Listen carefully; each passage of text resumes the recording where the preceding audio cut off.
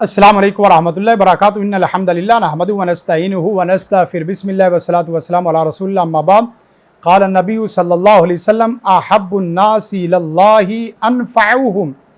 خدمت خلق کا اسلامی تصور کیا ہے اور خدمت خلق کا سیکولر تصور کیا ہے؟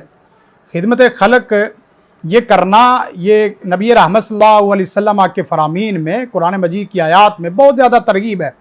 جیسا کہ رسول کائنات صلی اللہ علیہ وسلم کا فرمان ہے، لوگوں میں سب سے زیادہ اللہ کو محبوب وہ آدمی ہے جو لوگوں میں سب سے زیادہ نفع دینے والا ہو اور ان کو فائدہ دینے والا ہو، ان کی خدمت کرنے والا ہو، رفاع عامہ میں کام کرنے والا ہو۔ تو اصل چیز ناظرین، خدمت خلق اللہ تعالیٰ کا حکم سمجھتے ہوئے کرنی ہے، اللہ تعالیٰ کا حکم سمجھتے ہوئے اور نبی کائنات صلی اللہ علیہ وسلم کا فرمان سمجھتے ہوئے اور دین سمجھتے ہوئے، اور ان کو دین کے ساتھ اللہ سے جوڑنے کے لیے، یعنی فلاحی کاموں کا اصل ہدف خلق خدا کو ان کے خالق سے جوڑنا ہونا چاہیے، نہ کہ یہ کہ ان کو کھانا کھلاؤ، پانی پلاؤ۔ یہ سارا کچھ ٹھیک ہے، ایز انسان ٹھیک ہے، لیکن آپ اللہ کے بندے ہونے کے ناطے ان کی یہ آزمائشیں، تکلیفیں، مصیبتیں جو آئی ہیں،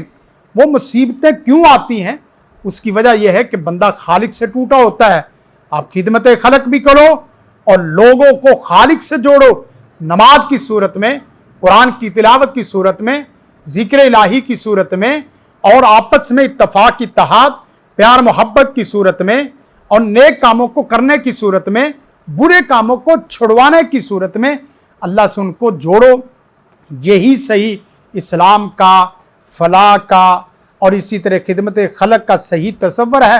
باقی صرف عہد انسان اس کو کھلانا پلانا، اسلام اس کی گنجائش رکھتا ہے اور اسلام ترغیب رکھتا ہے، اسلام اس کی ترغیب دیتا ہے، لیکن اصل چیز خلق خدا کو خالق سے جوڑنا ہے۔ جس تعلیم میں آپ خالق سے جوڑنے والے، خدمت خلق میں خالق سے جوڑنے والے بن جاؤ گے، یقین کرو کہ عرش بھی آپ پہ رحمت، فرش بھی آپ پہ رحمت برسائے گا۔ عرش سے بھی رحمت ہوگی، فرش سے بھی رحمت ہوگی۔ خالق سے ٹوٹو گے تو آپ کے اوپر عرش بھی فرش بھی دونوں میں رہنے کی کوئی گنجائش نہیں ہے۔ لہذا مخلوق کی خدمت بھی کرو اور مخلوق کو خالق سے بھی جوڑنے کی کوشش کرو۔ زندگی شعور سے، الحکمہ انٹرنیشنل۔